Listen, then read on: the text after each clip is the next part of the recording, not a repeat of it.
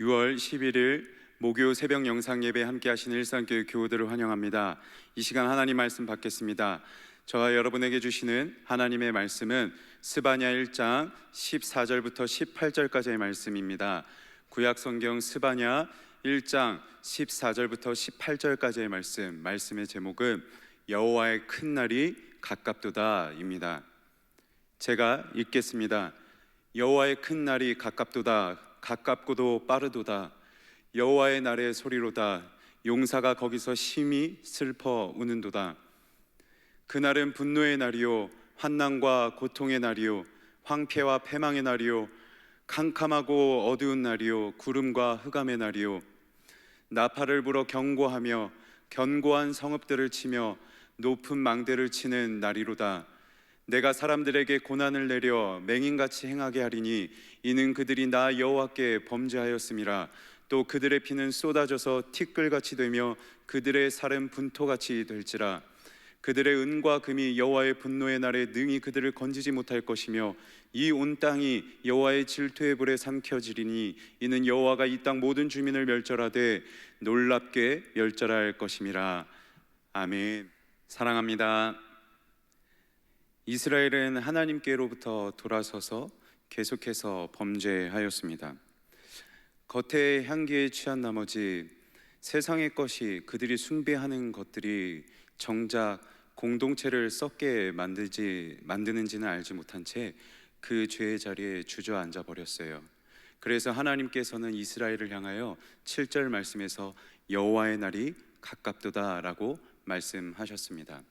이제 이스라엘을 향하신, 범죄하는 이스라엘을 향하신 하나님의 심판이 가깝다라고 말씀하셨죠. 그런데 오늘 본문 말씀 14절에서는요 다시 한번 여호와의 날이 가깝다라고 말씀하시는데 7절과는 달리 이 가깝다라는 단어를 2번 반복해서 말씀하십니다. 그만큼 이제 여호와의 심판이 코앞에 임박했다는 것을 말씀하세요. 이 날은, 이 여호와의 날은 하나님께서 분노하시는 날입니다. 그래서 환난과 고통, 황폐와 패망, 캄캄하고 어두운 날이며 구름이 많고 흑암으로 가득한 날이라고 이 여호와의 날이 어떠한 날인지 말씀하고 계시죠. 그런데 이 날에 설명하고 있는 이 날의 모습을 가만히 보니까 하나님께서 마음이 완악하여 이스라엘을 압제하고 하나님께 불순종하였던 이 애굽을 10가지 재앙으로 심판하셨던 그때를 떠올리게 합니다.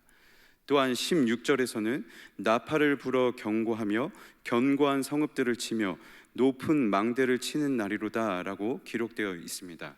마치 전쟁이 일어나는 듯한 모습이죠. 실제로 이스라엘 백성들이 전쟁을 할 때 나팔을 불며 전쟁을 시작하였고 그때마다 하나님께서는 이스라엘의 선봉에 서셔서 대적들과 전쟁에 싸워 주셨어요. 문제는 이스라엘을 압제하였던 애굽을 심판하셨던 그 하나님, 이스라엘의 선봉에 서셔서 대적들과 싸우셨던 그 하나님께서 이제는 심판의 그 칼날을 이스라엘 백성들에게 겨누고 계신 것이죠. 하나님께서 왜 이렇게 하셔야만 했을까요? 하나님은 이스라엘을 사랑하셨고 또 그들과 함께 하길 원하셨습니다. 하지만 이스라엘은 하나님을 사랑하지 않았어요. 하나님은 그들과 함께 하길 원하셨지만 그들에게 있는 죄를, 그 죄를 보시고서는 함께 하실 수가 없었죠.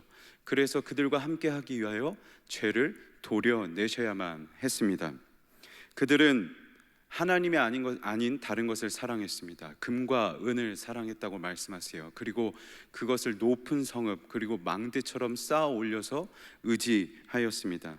하지만 그것을 아무리 높게 쌓아 올린다 한들 용사처럼 맞서시는 하나님의 그 소멸하시는 불 앞에 서면 다 헛되고 맙니다. 모든 것이 다 녹아버렸을 때 그들은 깨달을 수 있을지도 모르겠습니다. 하나님이 아닌 다른 것을 의지한다는데 다 헛된 것이었구나 라고 깨달을지도 모릅니다. 또한 17절에서는 하나님께서 고난을 내려 이스라엘 백성들을 맹인같이 걷게 하시겠다고 말씀하세요. 맹인같이 걷게 된 그 순간에도 깨달을 수 있을지도 모르겠습니다. 맹인처럼 걷다 보니 정말 우리가 하나님께 맹인처럼 눈이 멀어서 하나님을 온전히 바라보지 못하였구나라고 깨달을 수 있을지도 모르겠죠. 하지만 그때가 오면 이미 늦었을지도 모릅니다. 하나님의 임박한 심판의 때가 되면 깨달을지언정 늦을 때가 될 수도 있다는 것이죠.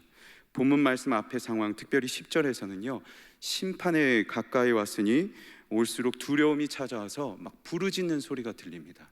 통곡하는 소리가 들려요. 그런데 오늘 본문 말씀 14절 이후로는 이 여호와의 큰 날이 가까이 왔을 때 아무 소리도 들리지 않습니다. 오직 한 가지의 소리만 들리니 용사가 부르짖는 소리가 들립니다. 하나님께서 심판의 날이 되었다고 크게 외치는 소리가 들릴 뿐이죠.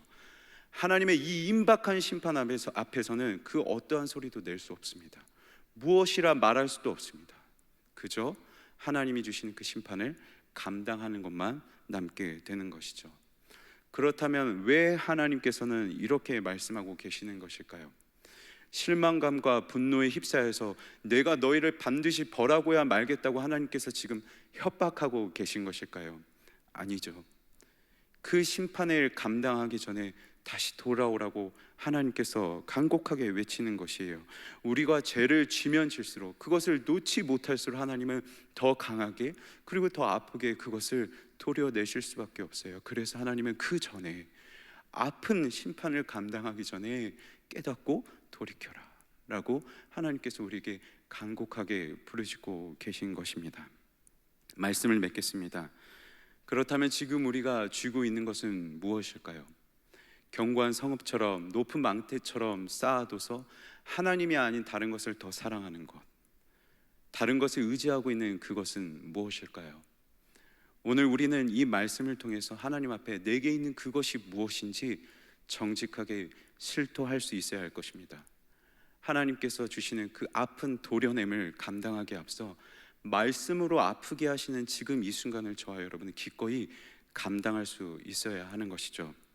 그래서 끊을 것은 끊고 멈추어서요, 다시 한번 하나님 앞에 겸손하게 엎드려서, 죄인처럼 엎드려서 다시 한번 주님을 사랑하겠다고 고백하고 결단하는 저와 여러분이 되면 좋겠습니다. 이런 은혜가 오늘 하루 이 아침 가운데 넘쳐나게 되는 저와 여러분이 되길 주님의 이름으로 간절히 소망합니다. 기도하시겠습니다. 사랑이 많으신 하나님 아버지, 우리 안에 금과 음이 너무나도 많습니다.